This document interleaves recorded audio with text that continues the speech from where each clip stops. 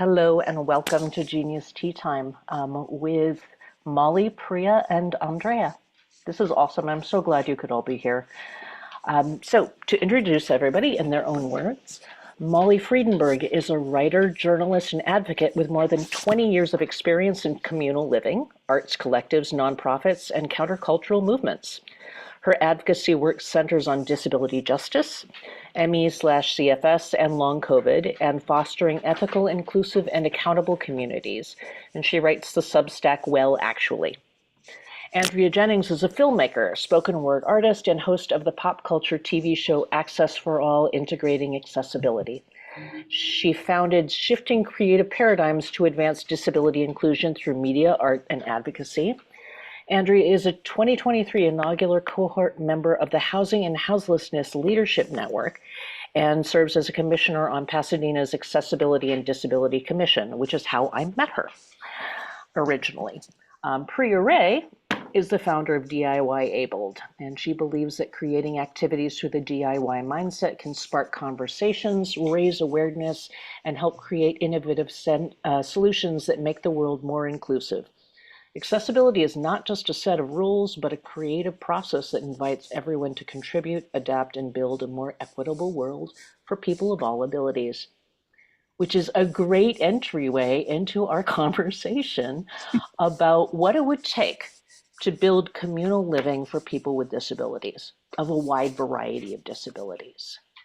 And I love that all three of my speakers have been having conversations separately about this, and they all weren't quite sure if am I the right person to do this? Yes, you are exactly the right people to talk about this, and that is terrific. As Molly has terrific experience, a lot of lived experience with communal living, and what works and what really doesn't. Priya has a ton of work in building disability community. Andrea has a lot of that, as well as dealing with housing, which is a crucial next element in what it would take to do communal living. Does anyone want to start? Or should I just start asking questions? Well, I would love to start to say that there was a conversation that Molly and I had. And I'll start out with this, that for so long, I was so disappointed that Social Security disability, which is something that so many disabled people depend on in order to be housed, is so low. I did some researching during the pandemic and found out that it was never meant to be the only service. It was supposed to be a part of other wraparound services. And then that's when it started to really click. So, as somebody that considers herself a civic leader, it makes me wonder, not to blame, but just to find out like who dropped the ball and how do we get those pieces back together. And I think just starting out with that, realizing that there's so much more that we need for housing. It's not just money, it's services. It's so many other things that help you understand how to keep your house, what to do if you feel like you're going to lose it. And something that Molly said yesterday was something about bringing in people who can actually help us learn that, because I didn't know that until I researched it. But yeah, that's something that was really interesting to me. Well, that's fascinating. And also, it's like, okay, that's a really big thing that has not been put out there. We have a lot of bureaucracies in these systems, and it's been interesting as part of a chronic healthcare group. They were talking about that and really complaining about the process of getting disability and SDI and all of the other things that are helping you with supposedly. And the process is so onerous and infuriating and can take 2 and 3 years, and people get denied all the time. And yeah, that absolutely all of our systems are not working very well for us. But taking them out and just deciding that that was a bad budget item isn't working either. So by people who very clearly do not intend anybody help, they just intend to steal it. So, what do we do to help build a better opportunity because with a system that is flawed? Well, and I can kind of jump in here. I mean, this is where this topic has come up for me. I mean, with all of my experience in communal living, I had sort of decided that I probably should never do it again. Mm, And then I mean, just because it's really difficult, but as I became disabled, or realized I was disabled, I mean, I've been sick since I was 15, but it wasn't until I was almost 40 that I got diagnosed, and I also became housebound and realized I was disabled and identified as disabled and kind of learned about the community that I'm a part of. Um, and had to move in with my parents and realized how many barriers there are to independence as a disabled adult. And so many of them have nothing to do with the actual disability, but it's finances, but also, even if I had all the money in the world, where is the housing that I could actually live in that's close enough to medical resources, that is in a place that doesn't have mold, that is, where it isn't too noisy for my condition. There're just so many factors involved. And so that's when I started fantasizing about, which I think many of chronic illness spoonies do, is started fantasizing about disabled community and what it would look like if there were some sort of village system or some sort of apartment building that is focused on meeting the needs of disabled people and fostering disabled community, where also we could share resources.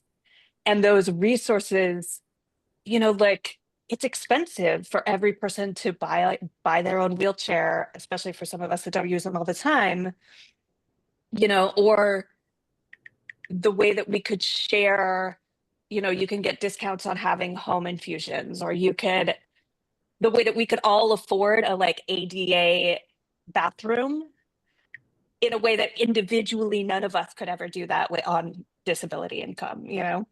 But that was one of the things I was imagining, is that we also could have people come in to help us, bring in a lawyer, and everyone can deal with their trust and their finances or their legal issues. Bring in someone to help connect us to these bureaucracies, because I have the privilege and the benefit of like being brought up by someone who knows how to deal with bureaucracy and administrative systems and knows how to advocate, but not everyone knows how to do that, and not everyone should have to. Yeah, So what I was going to say, just response to, having parents that kind of taught you how to navigate. I did not, because I had, my parents were immigrants, so they didn't know about the how to work a bureaucracy. And I figured that out on my, and then when after I became disabled, like, I was like, okay, I do this and this and this. You just have to figure out what word to say or how many times to call people back. And I will tell you, like, I was getting this standing wheelchair, and it was like in, I think, 2021. And they were like, oh, they don't approve people for these, so they're probably going to deny you and you're going to have to reappeal. And I was like, oh my God. So I called every doctor, every physical therapist, every single medical person I knew. And I was like, send a note to New Motion and tell them that I need this wheelchair and it benefits me health wise and how. And they did it, and I got it. And I was like, and I couldn't believe it. I was like, I actually called them. I was like, are you sure? Because we are so used to being denied of what we actually need or deserve. And then I called them. I was like, are you sure it's this wheelchair and not another wheelchair? And they're like, oh, let me check. I'm not. And then they were just like, I don't know. Maybe it's the other wheelchair. And I was like, oh, yeah, they just gave me the other wheelchair. It's not really the standing wheelchair. And then they called me back. I was like, no, it's the standing wheelchair. So I was like, oh my God. It's like getting into college. Yeah. Yeah, I got into college. Let me call my family. So it was just like, I don't know. Yeah, it was like kind of a victory. But I had to learn how that system worked. And it seems like someone should teach you how that system works. It's like it shouldn't be like, let me go this way. Oh no, that's not working. Let me go that way. That's not working. So Yeah. Yeah, and I think we talked about it's so good to hear about both of you talking about the things that we need. And even though you said you were an immigrant and you didn't get a lot of teaching, my mother was more in the corporate world, and so we didn't know how to operate and navigate the system as well. Because I wasn't born with a disability, I became disabled via a car accident, mhm. and the social workers were so overloaded on their caseloads, they were depending on my mom and I to figure out what's best for us to do. That's when I became an advocate because I'm like, you're getting paid to do this job. So, you know, we don't know. My mother was in the legal field, but still it was difficult for her because this wasn't her specialty. One thing that I thought, like in the kind of like in a utopia kind of view, um, is to have a living space talking about communal that maybe would have shared gardens, right? Gardens that people could possibly grow food, even just possibly just grow a garden. Um, uh, Molly and I were talking about this yesterday, something that I've been dreaming of, something, and I think you and Priya, you and I talked about this too. Maybe for creative, start out with, what I know, right? So instead of a clubhouse or in addition to a clubhouse, we can have studios, art studios, theater, Molly mentioned, where we can perform. Um, and then Molly was talking about having someone come in and teach people about these services that we said we didn't know how to navigate, and just kind of starting with that model. Something that Priya and I talked about is, what is the definition of what kind of help do we need? When we say communal, a lot of times we don't like when people help us too much, right? But then we do need help, you know? And so I think a community like that, just starting out with something like that would be a really good idea. Also, I think there's something called universal basic income or something like that. Maybe starting out with an income, this space like that, subsidized housing that is something that people are being taught how to maybe one day leave that, but they need support. There's no way that a person could live off of Social Security disability, and so I think that's something that I'm really looking forward to doing. The city of Pasadena, our commission is dedicated to making a housing guide, an accessible housing guide. And I heard Molly talk about, um, a place in the house or space in the house where it's quiet enough for her to focus. So we are putting together a list of things that disabled people would need above and beyond ADA, because I don't know if everyone knows this, but if you have residential housing that's not public housing, that's not federally funded, there's nothing saying that you have to make an accessible entrance. And Mhm. so our hope is with the commission is that when people rebuild, and we did this even before the sad wildfires, that unfortunate event. But now that we do have the wildfires and people are rebuilding, we're hoping that this guide will serve as a guideline for people to look at some of the things that they can add. But back to shared housing or communal type housing, I think it would be so good. I know we live in America and we always think about individualism, but I think a little bit, and Priya is going to know what I'm saying, a little bit of collectivism is healthy. Yeah. I think And that, oh, go ahead. oh, yeah, Oh, I'm a parent. I'm Molly's parent.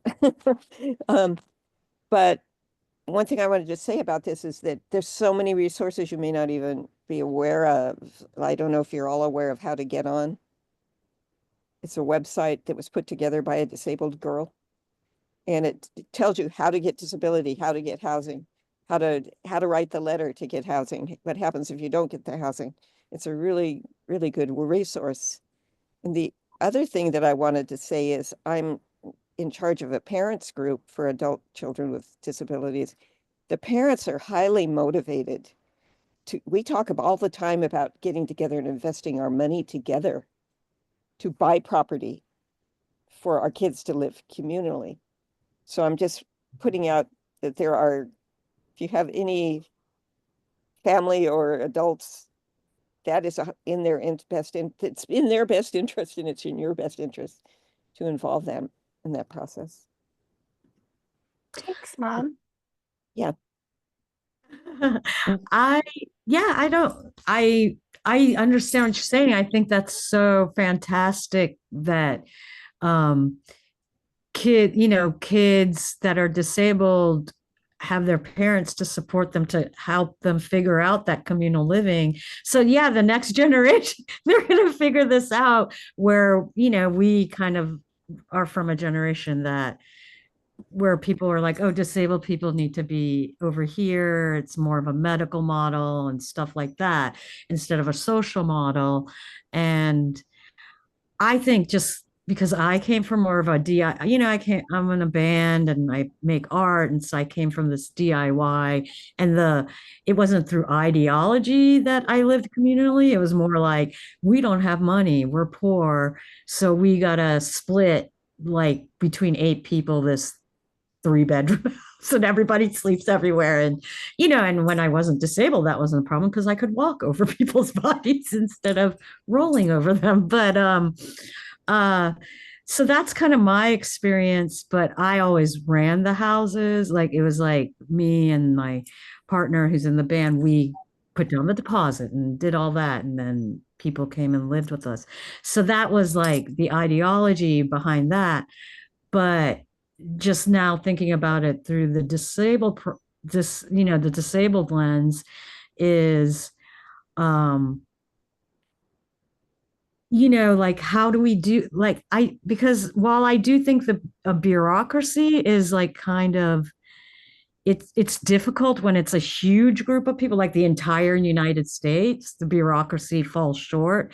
But when it's like maybe 10 or 12 disabled people living communally in a space, how do you prevent someone from having more power than others, and things like that? Because that's always what brings down communal living from my perspective. And I wasn't disabled when that happened, so I don't know.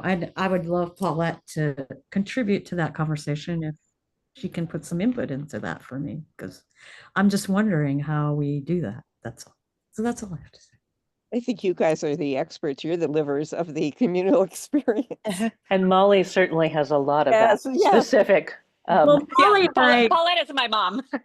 oh, that's cool. Well, I was like, were you being sarcastic when you said, well, I'll bet she's actually. No. She's literally my mom.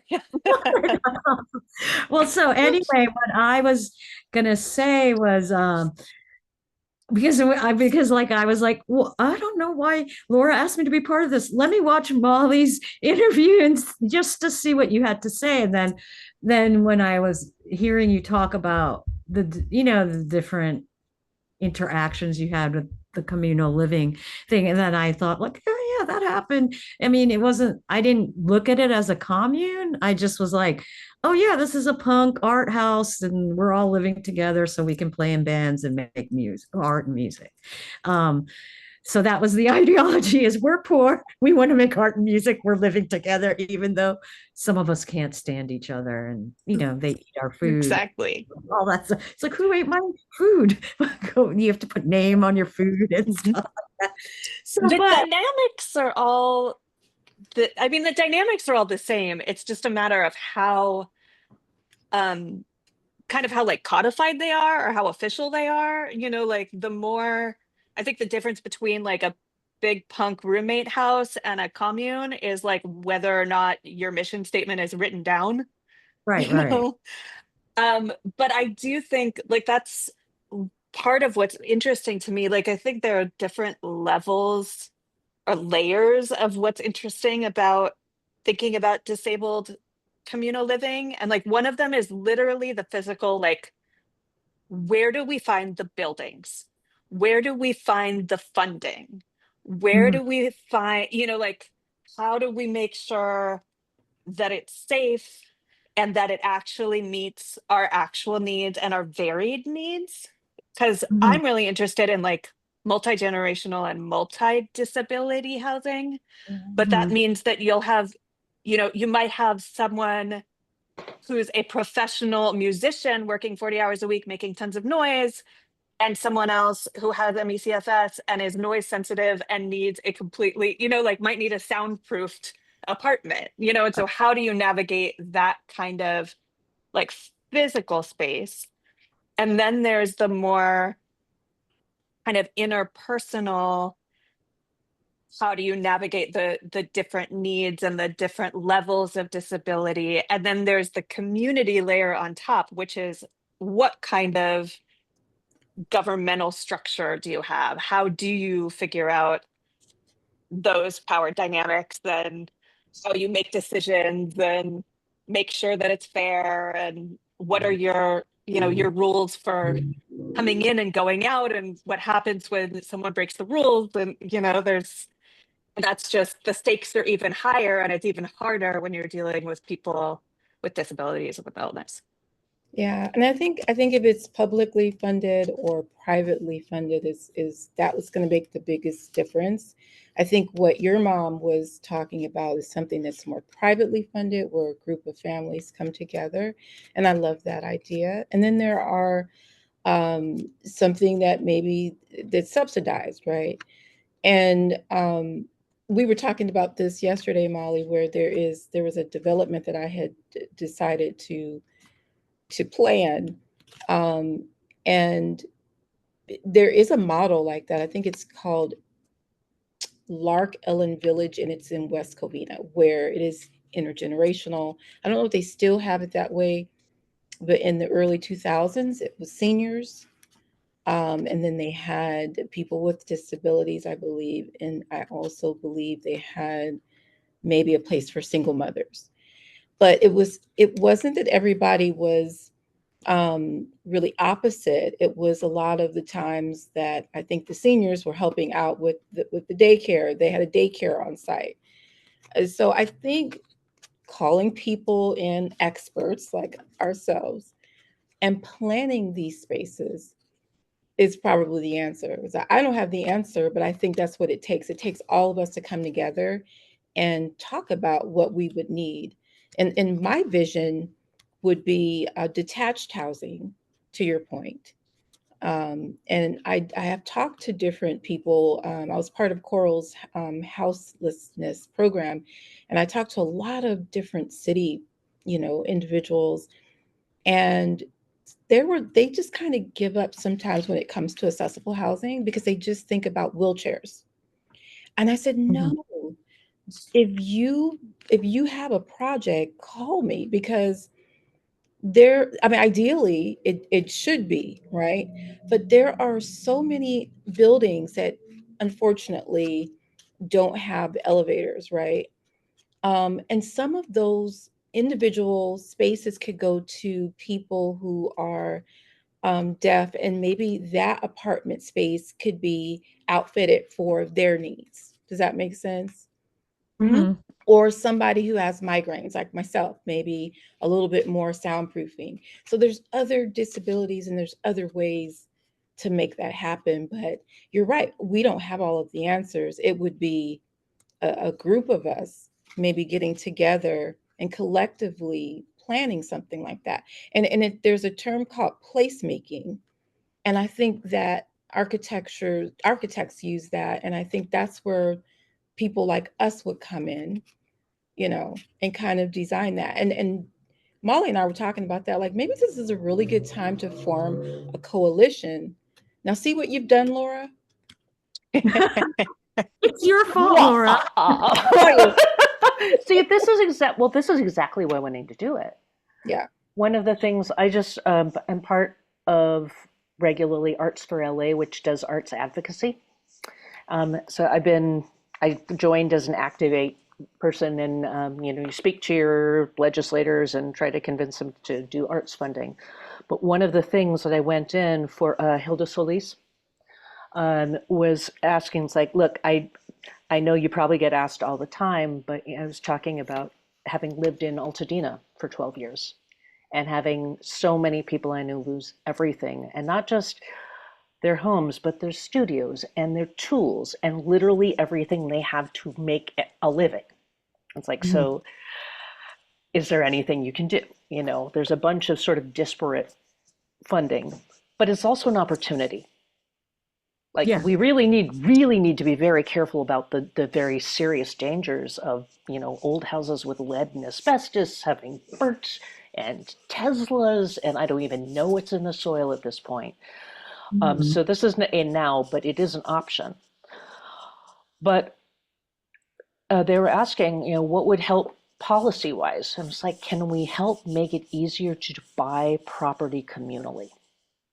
Like, that is one of Yeah. the biggest things that we could do, because then arts collectives can do it. Any collective could do that. There's so much empty building space in LA. It's Yeah, there is. everywhere. There's all over. Like, there's a bunch of stuff that's just sitting, and that if we can find a way to collectively purchase, Mhm.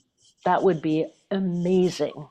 And that's something we It's can do locally, like to help pressure people, like, how do you make collective purchasing easy? Yeah. Yeah, And and I so think with then, that, the oh, lenders, yeah.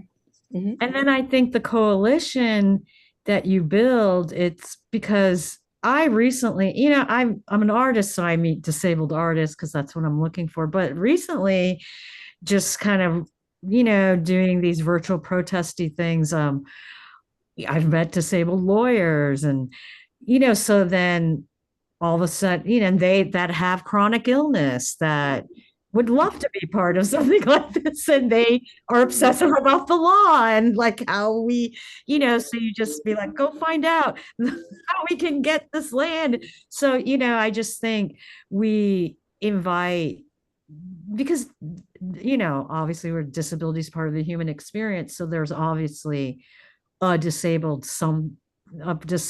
person that does something that can contribute to the coalition. So I think it's great to have creatives, lawyers, business, people, Medical care, medical all Yeah. of the care, things. Yeah. and there's disabled people in all of those fields. So Yeah. I think it would be a powerful coalition, and I think It it's would. possible to build, especially right now in this time. Yeah. Yeah. Well, and I love the idea of forming a coalition. I mean, there's in the MECFS kind of chronic illness space, there's been a lot of, over the last 5 years or so, there's been a lot of fantasizing about doing this, but there's no one really knows how, or like has the resources to do anything about it. Everyone there is so sick. Right. And the idea of like coming together with people with different disabilities at different levels of energy and different connections for us to actually form a coalition and then focus on a specific project at a specific place, but not just to make that thing for that place, but to create a model Yes. that can be applied in other cities and other places. Like, I love the idea of like privately funded and like finding ways for people to be able to purchase land together. Like, all of that is amazing, and I love helping parents figure out how to do that for their kids.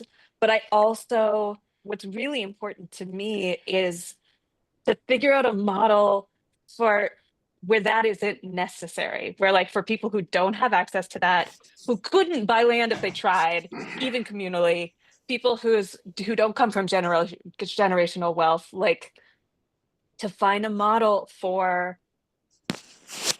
that can be applied to people everywhere Yeah. and can be sort of tweaked for their particular location and their particular needs. Like, that's what excites me a lot. And to sort of use this as like a first test case. Yeah. And it also means that we could probably get people involved who don't necessarily have to be local, Yeah. because it's not just about creating this one disabled arts commune in LA. It's about creating the model for something Right. bigger. I think that's really smart, and I think it's doable.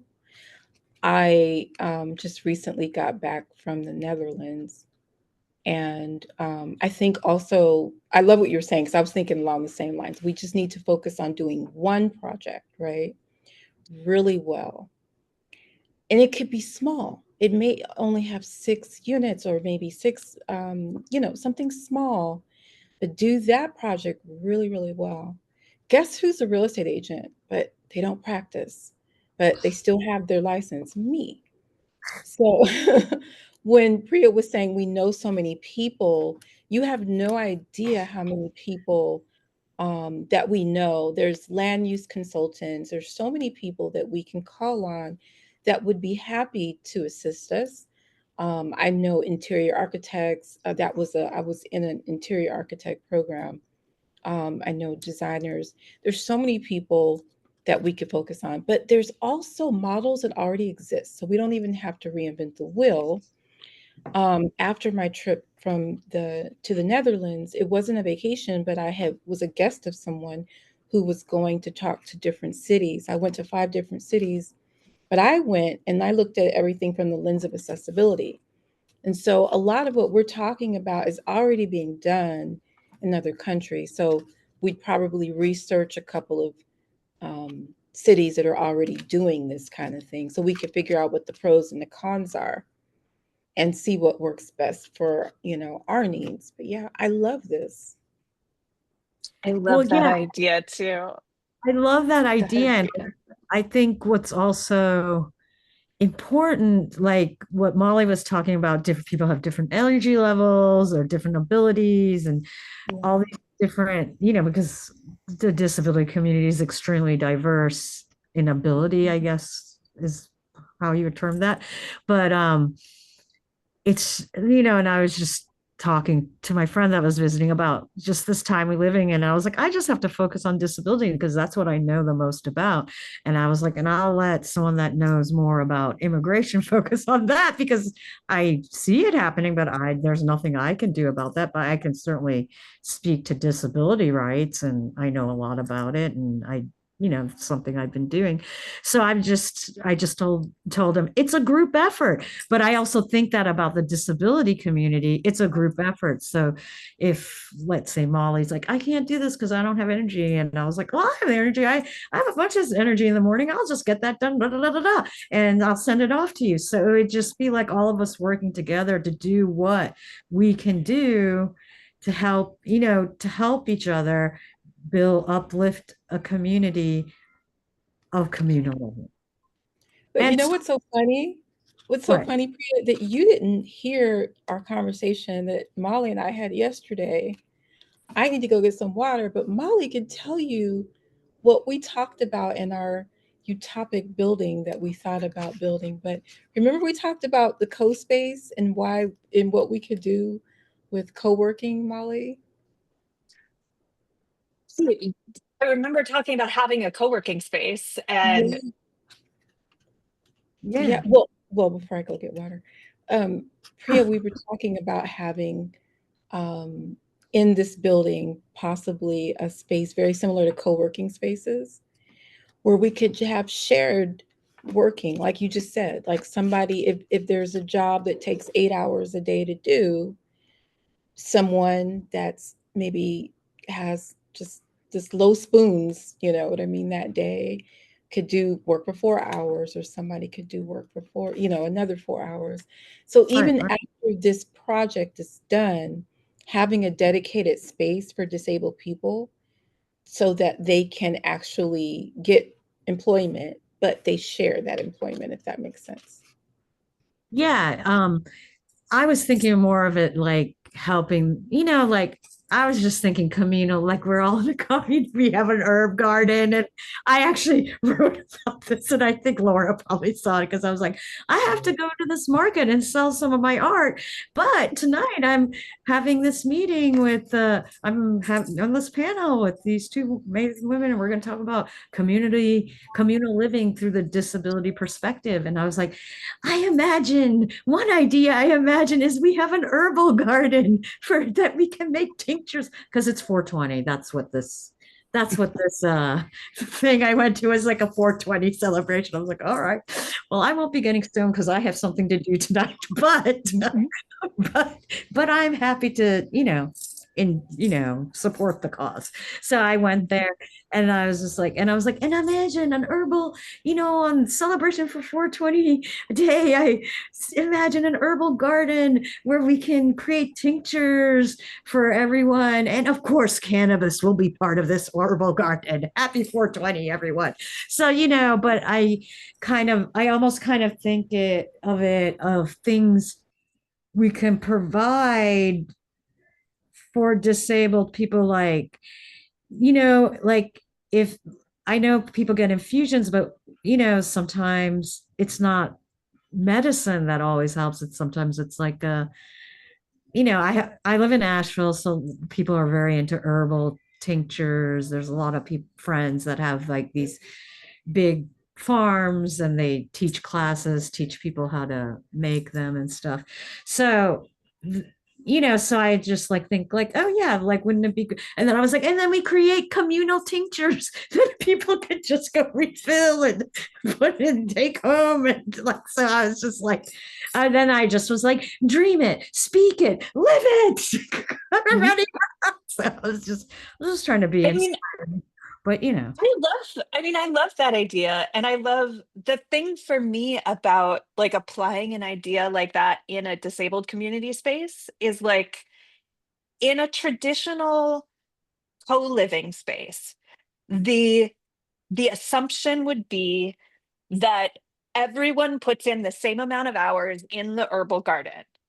And everyone does the same kind of work in the garden. And if you don't, you're not contributing to the community.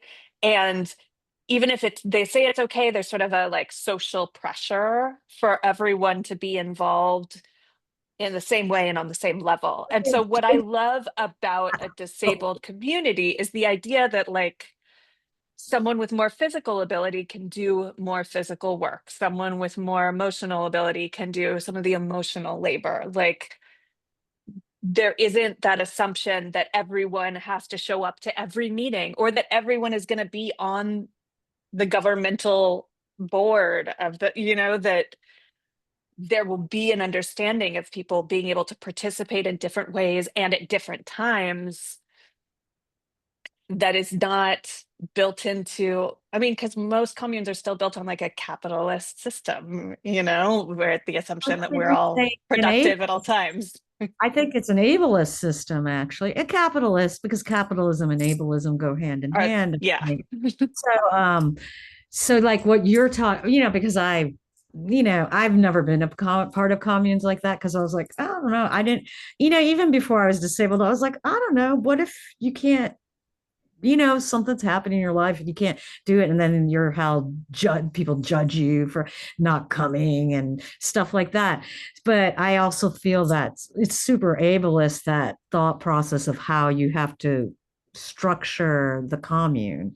Whereas from a disabled perspective, it's like everyone brings what they can bring to help the commune succeed. They don't necessarily have to put an even amount of work or an even, like they're like, I can do 2 hours. And they're like, okay, I can do 3 hours.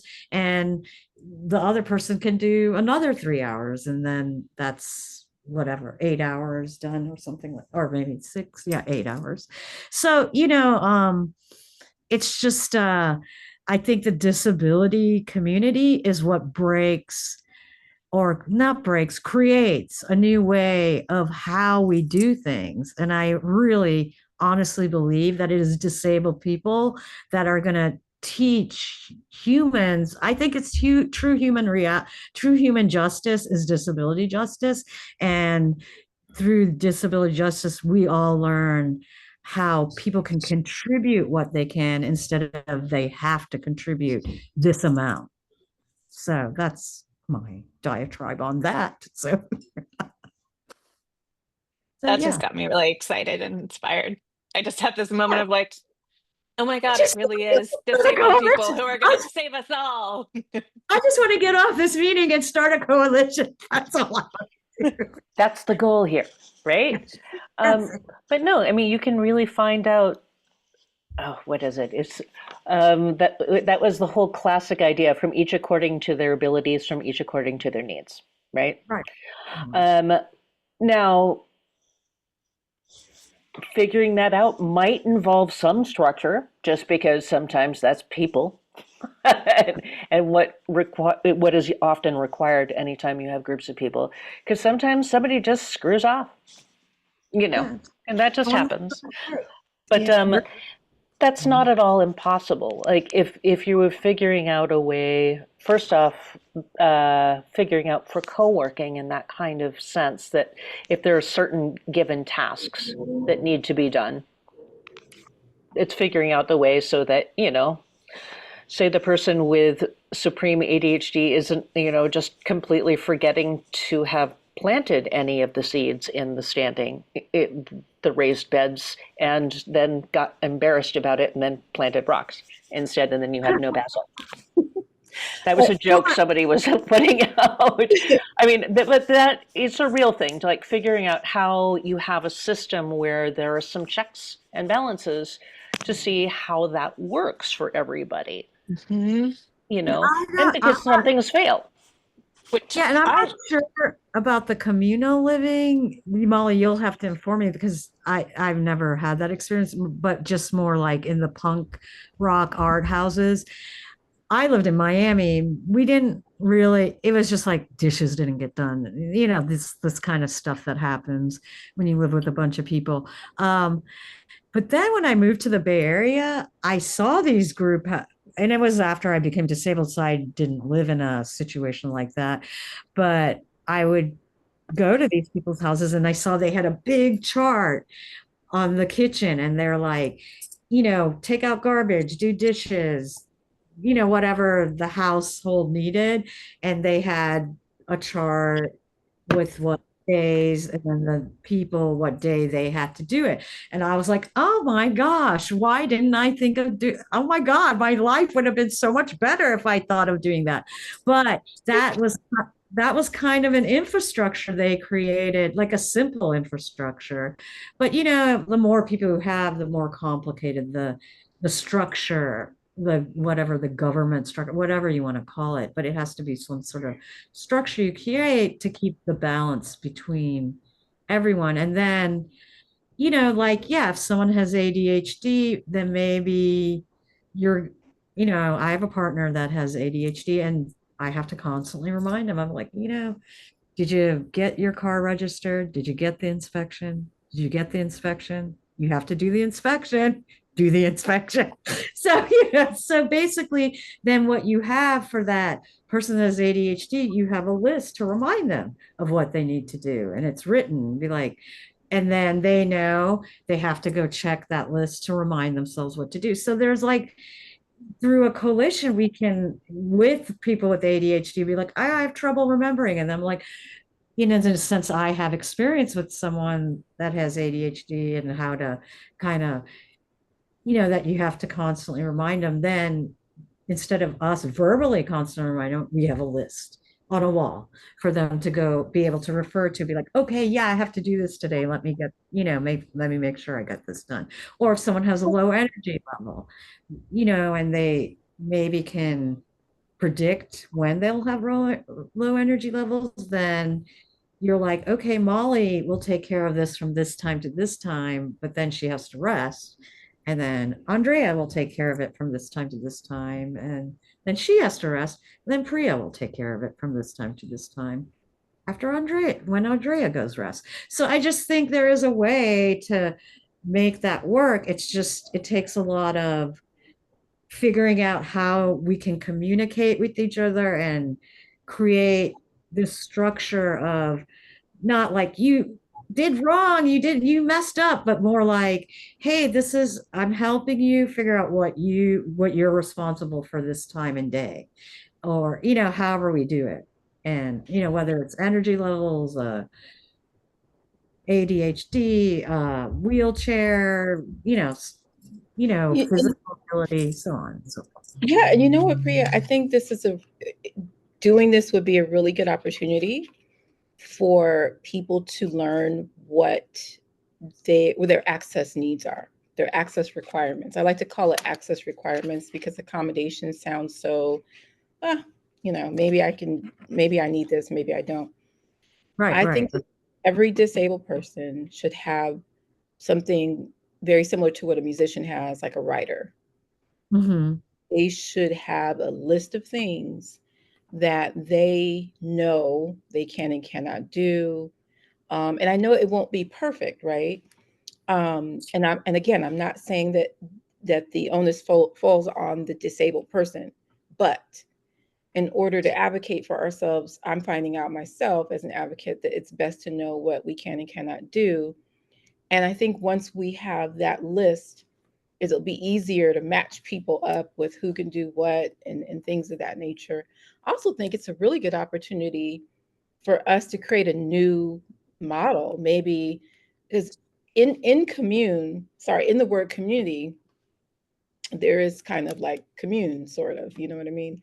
And so we may not want to do it the way other people have done it in the past. This may be something that we don't go to one extreme or the next. Some place it's a model that is not ableist, and everything that you're saying is very similar to what an HR person has to deal with at work that Mm-hmm. focuses on integrating, accessibility, right? It's how can everybody work together and respect each other's differences, you know? And it's so weird, right? Because people wear glasses, right? You wear glasses, right? It's not a big deal. No one makes a big deal out of that. Yeah. Um, and I it's mean, I'm and it's because I'm old, so sometimes I right. put for this meeting. This is how I can see the meeting. So, Right. And, but and the world is really strange like that. There's certain things that they're okay with accommodating, and there's certain things that it just kind of like freaks them out.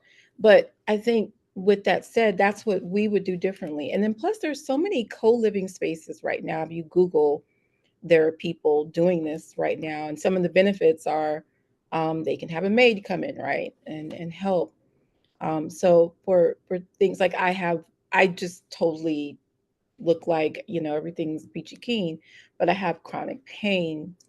Um, when I get off this call, I'll probably lay down for 3 hours, just because I had to sit upright and be like, a talking head. And so, but it causes my muscles to spasm. So I'm just saying, like, but if I were to live in a place like that, where I also know that, oh, there's going to be someone to come in and help with cleaning, you know what I mean? Mhm. That's going to really help because I can't really afford all of that all the time. Right. So, but yeah, I think this is a great opportunity to take all of your concerns and all of our concerns and really address it from our lens finally. Yeah, Mhm. I agree, and I think the the most important point is that we'll be coming from an anti-ableist standpoint. That you're Yes. right, that it is going to be dismantling those structures. So it isn't just, yes, we have a chore wheel and someone has to take out the trash every Thursday, and we'll figure out how everyone can take out the trash every Thursday with their disability. But it might be there are some people who never take out the trash because that is not something that works with their disability. Like if you have ADHD, maybe you don't ever want to be the person who's responsible for the car registration. Like, but you get to decide, like, you get to share that with the community. You work together with what your abilities are, what you can show up with. Um, the other thing that I just wanted to say, we kind of passed over it, and it's a little bit of like a separate topic, but this Mhm. idea of like communal work, I think is a really interesting one and is like worth, I don't know, like its own like discussion, movement, something like the concept of like Definitely sewn top. There's some disabled people like that. There are some jobs that maybe one disabled person can't do, but two disabled people could do. Yeah. And how fascinating is that? Yeah. Given that we do live under capitalism and people have to make money. So I just think that's cool, and I wanted to acknowledge that that is a really good idea. I think it has such potential, right? We are the creators of this. We are going to reimagine something totally new. It is important to look at what hasn't worked so that we can address those issues, though. But this feels so odd because normally we're not given the space to create. Right. No one consults us. But this time we're going to be the consultants. We're going to be the ones who form that. And again, like we said, if we start small and focus on one project and that project works well, we can move that concept throughout different spaces. Yeah. And you're right that also we don't have to reinvent the wheel. And that actually is like one of the points from the last talk I gave, is that like every commune wants to reinvent every wheel. And that's part of why they all fall apart, is because like you don't need to learn how to become you don't need to learn how to be an architect in order to start your commune. Just talk to an architect, you know? Yeah, So like we have senior housing, we have different forms of co-living spaces that are subsidized. We have other countries who are doing something like this. So yeah, let's start there as the model instead of starting at like, how do you build a house, you know? Yeah. No, I agree. Like, you use assisted. I was like thinking we should, like assisted living facilities, like all this, they kind of have figured out like, okay, this is the infrastructure of how to deal with people, assisted living facilities deal with people with a variety of disabilities, they're, some people are bed bound, some people are not. And yeah, so I just before my mom passed, my brother and I were looking to keep her in an assisted living facility, and my mom was like totally against it. My brother's like, if you can convince her, Priya, that will be a favor for me. So I was like, all right. So me and my partner took her to the facility, and we're like, look how great, they're going to take you to Target, because my mom loves shopping. And so I was like, look, you'll go to Target and you can sit there. So I was just trying to point out the different way, because she definitely lived a more individual lifestyle. Like they lived in single family homes and it was just our family. And so it wasn't like communal living is not like something that was in her view, I guess. And so I was like, look, that'll be cool. You can hang out with people. So there were just some things that I thought, oh, this is kind of great, like you'll hear, and then it'll be so like they would take care of these people, like take them out to places and have like activities for them.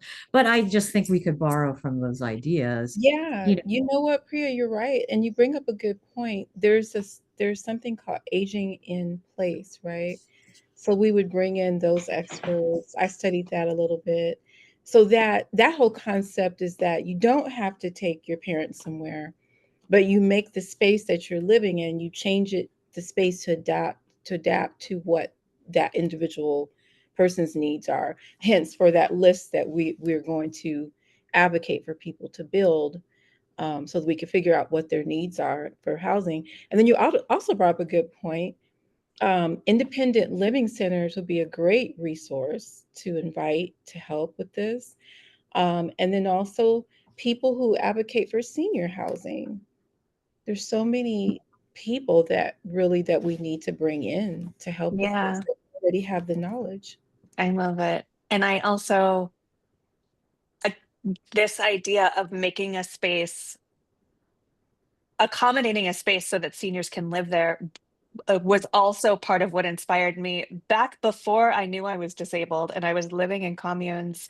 One of the things that I always saw that somehow other people didn't see was that like this commune can only last as long as, unless we change something, if we're all like 20 something hippies, this is only going to work as long as we're all 20 something hippies.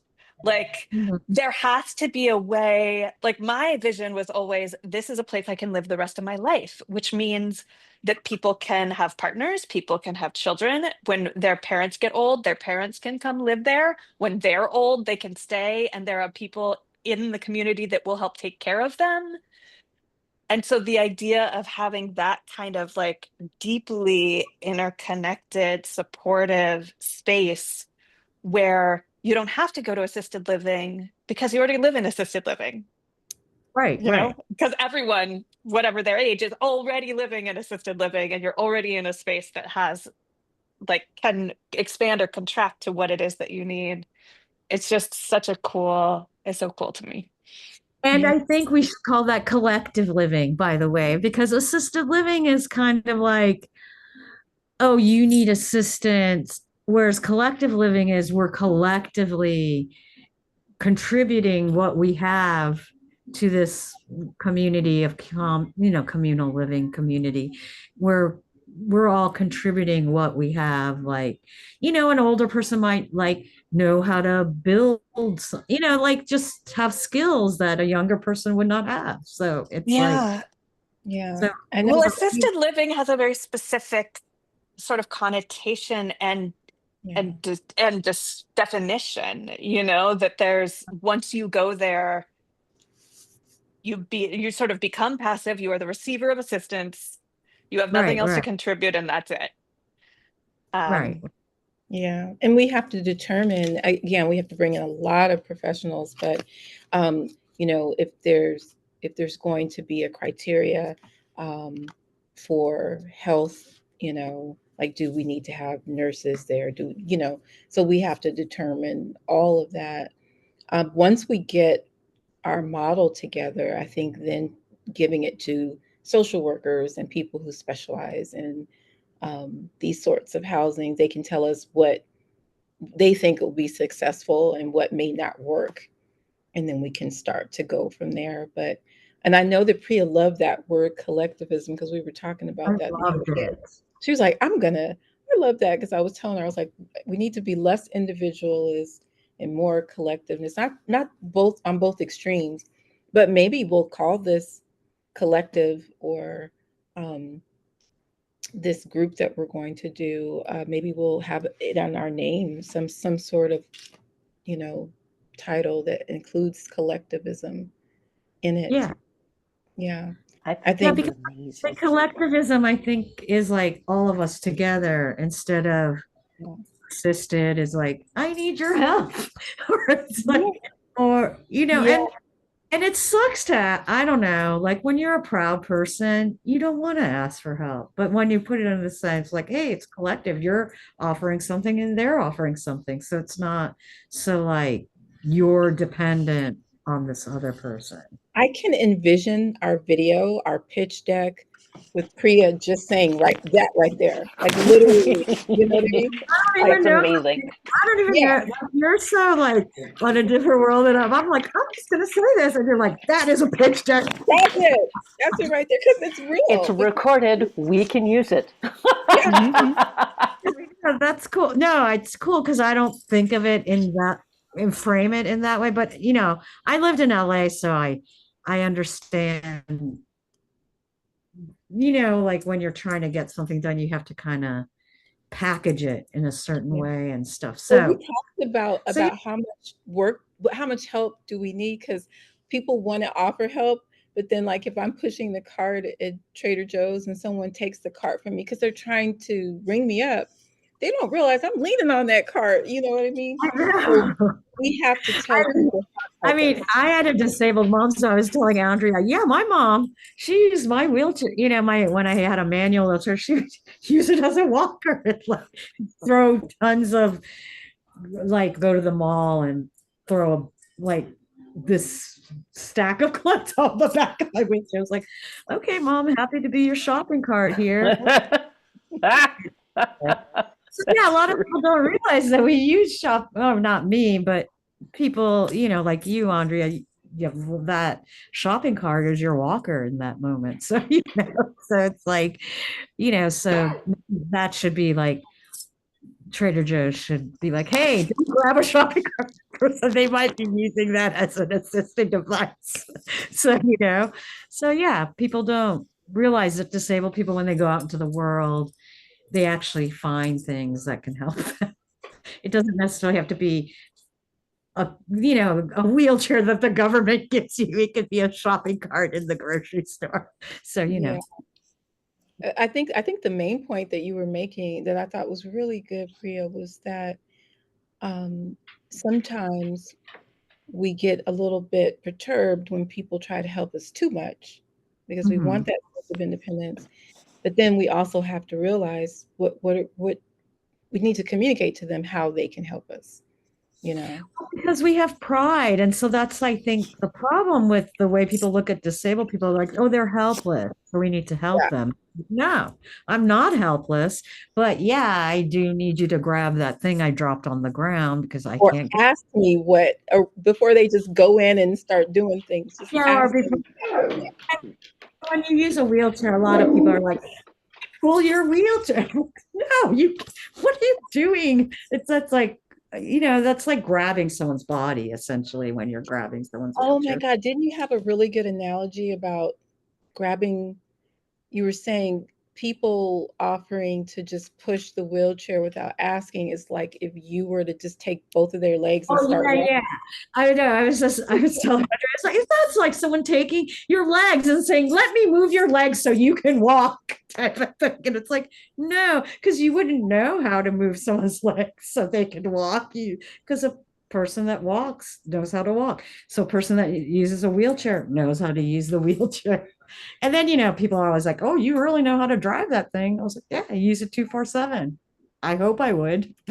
And that's my reply to, I'm very kind and not like snarky about it, which I think I sound a little snarky then, but when it's, a person telling me that, I'm like, oh yeah, I use it 24/7. If I didn't know how to drive it, I'd be in trouble. And then they're like, so I just kind of like to drop nuggets of, think about it. Think about this, what you're saying.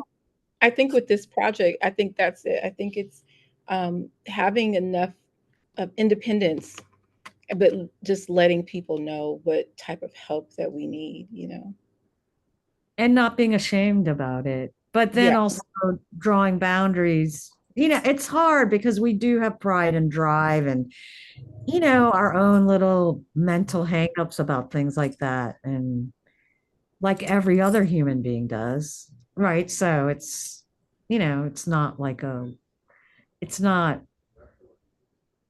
weird or anything. It's not strange for us to feel that way, I don't think. It's autonomy. It's autonomy over our own body and what we want. So it's okay.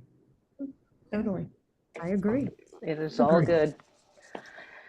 This is fabulous. And I kind of feel like, okay, so when are we meeting next? This is awesome. But we can discuss that separately. What's the going to be? When are we starting this coalition? When is it happening? I'm excited to happen. The other thing I want to talk about inspiration, because I have just noticed, I do understand what inspiration porn is, but I also think just us four sitting here together, we're inspired. This is like, it's been inspirational for us. So we're going to be like, go do things. So I think we need to kind of understand that inspiration isn't bad, but when people use it to manipulate the story, the narrative, the situation, then that's bad. But, but I'm very inspired from this. That's awesome, because that's what we want here. Yes. Hey, thank you all so much for being here. Jinzu, did you have any questions that you wanted to ask? Oh, hi. Molly is my dear friend, so it's lovely to be here. Hi, friend. Well, firstly, I want to say I also love the idea of calling. I was reading a list of accessibility needs of mine today, and I was like, I couldn't think of a word for it, and I love the idea of thinking of it as a rider. Like, if you want to be with me, if you want to hang out with me, this is the rider. This is how it is. So I love that. And then I wanted to echo what Molly said. I can't remember who brought up the idea of co-working or work anarchy in the sense of like sharing an actual job. But I was just talking to my partner Haley about that a couple, like in a totally off the books. I have a very part-time remote job, and they were saying, well, when you don't have, they're going to be living with me for the summer, and they said, when you don't have the energy, maybe I can just take your computer and do it for you. And so it would be off the books. My job wouldn't know that they were doing the work for me. It would, as far as like digital security and stuff, not great, but it would just, I just hand over my computer and they would use my accounts and get the work done. And I was like, yeah, I have zero complaints about this. I love this idea because they have kinds of spoons that I don't have. And like computer literacy and capacity to stare at screens that I don't have. Mhm. And then I guess the last thing I want, this is the question. And Priya, you mentioned going to, like digital protests and things like that. I feel like I've been trying to connect myself with that during these times, and also kind of like a holdover from lockdown during COVID. But I just feel like let's say that Molly is part of my in this moment. I'm in Minneapolis, Minnesota, but in this moment I consider Molly part of my collective, right? Like we co-live together even though you're in California and I'm in Minnesota.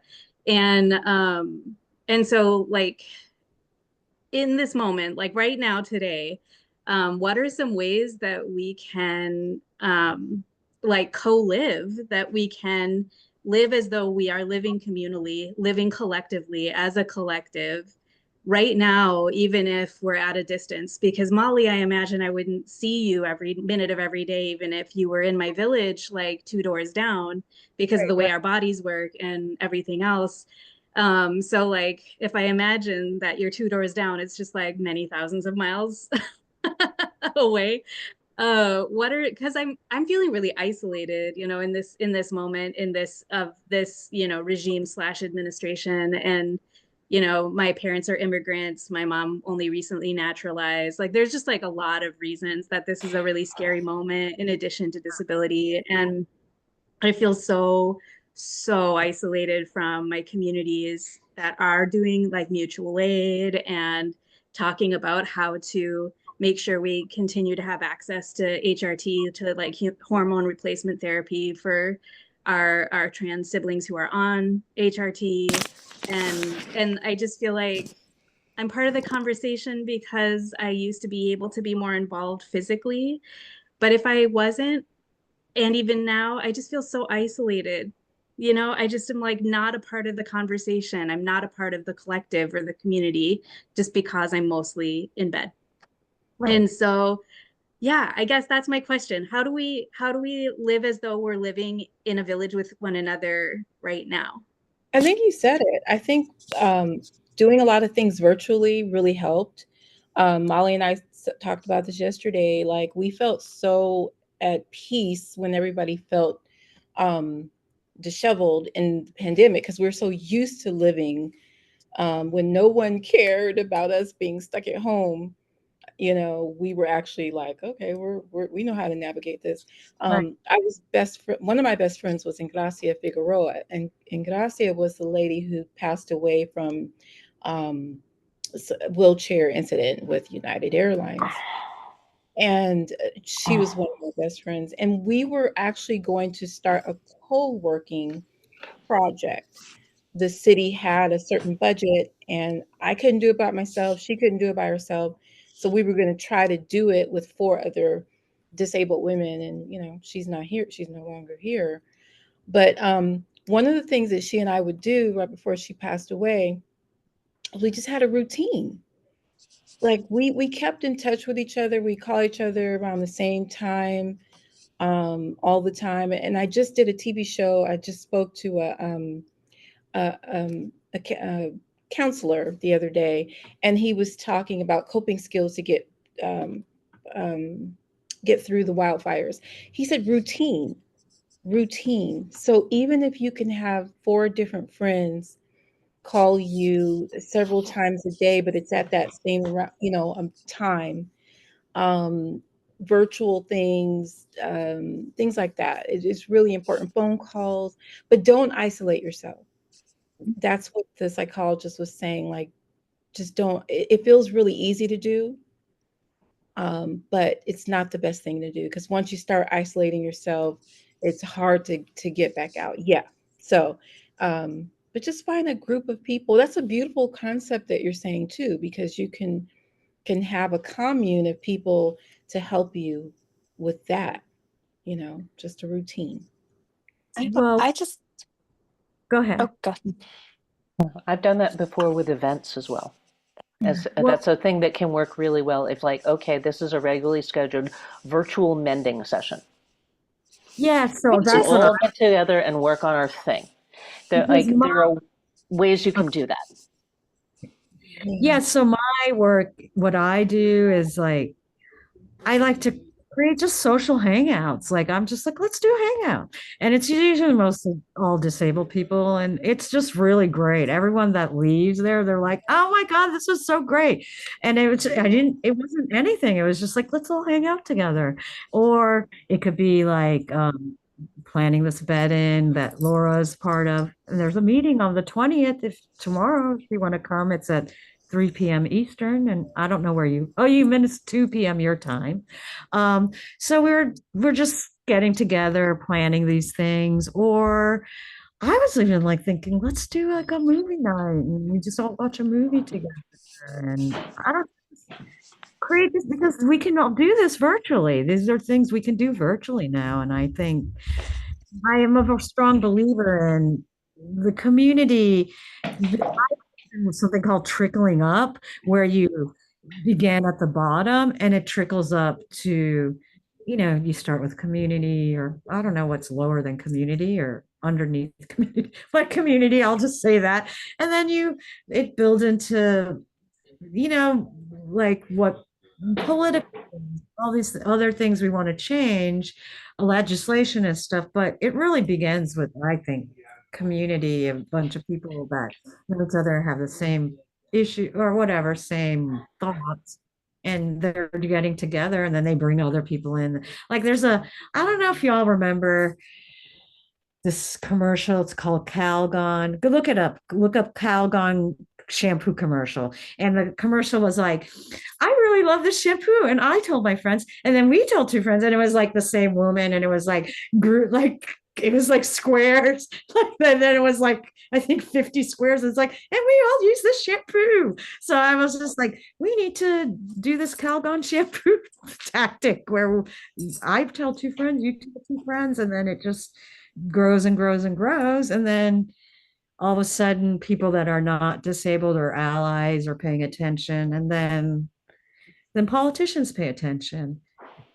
And I do want to say, I saw Reverend Warnock, the Senate, because I hate it when politicians disable people in their people's lives they're trying to improve. And Reverend Warnock from Georgia had an interview with Stephen Colbert, and he was like, "Oh, I'm helping these people." He's like, "I'm disabled people," and I was like, "Yes, okay, Reverend Warnock. I wish you were running here because I'd vote for you." But he's in Georgia, so you know. But that's good. I just want to, can I just weigh in on this real quick? Yeah, I'm sorry. I went off on it. I'm on. I am I feel like just, I'm so sorry. I am obsessed with this question. And I love, the thing for me is like all of what's been suggested is amazing and is really incredible ways for disabled people to connect with each other. But what I love about this specific question is it's about like what we've been talking about this whole hour and a half is about specifically co-living and like collective living and like what it means to like share home space with people, what it means to like live with people.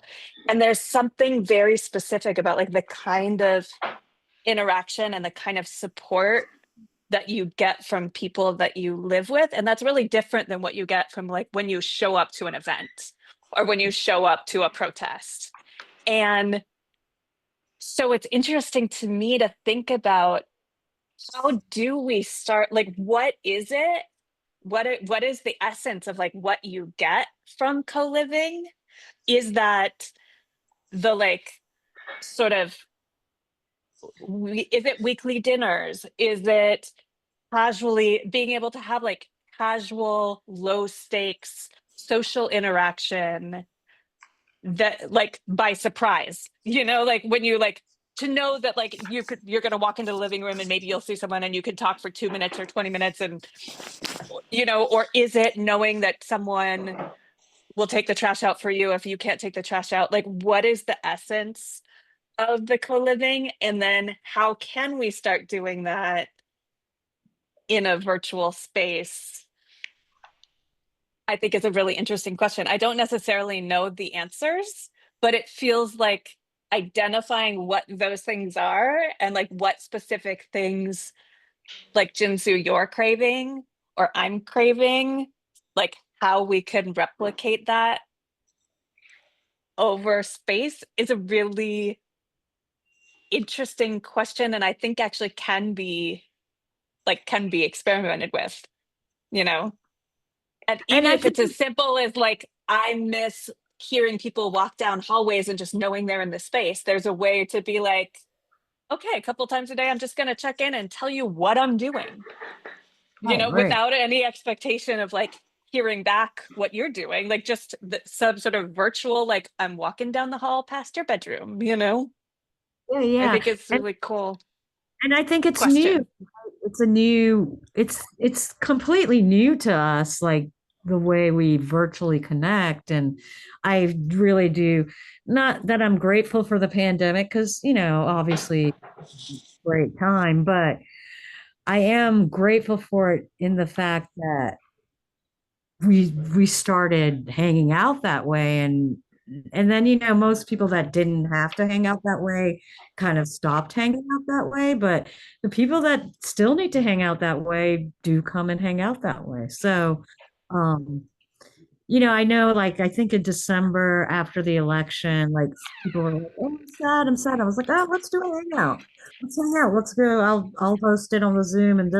And it was great. It was like everyone came in, and we weren't just we talked about disability, but we talked about other things, and we're laughing and joking, but also talking about, "Oh, don't you hate it when blah, blah, blah, when non-disabled people, blah," that kind of stuff. So it was just hanging out.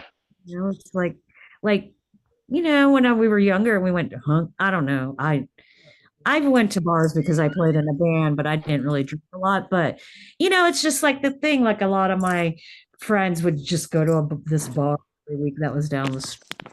Kind of, I think, the same type of thing. Like, we just have to create it and make it happen, I think. So that's what I, I'm really focused on this bed-in protest, because I'm kind of like, oh my God, I need to get this. And so I'm just kind of struggling. And then I'm trying to make art and make money. So but yeah, then I want to focus on Disability Pride Month. But in between then, I think I'll host hangouts. I'm really into doing that. So. That'll be terrific.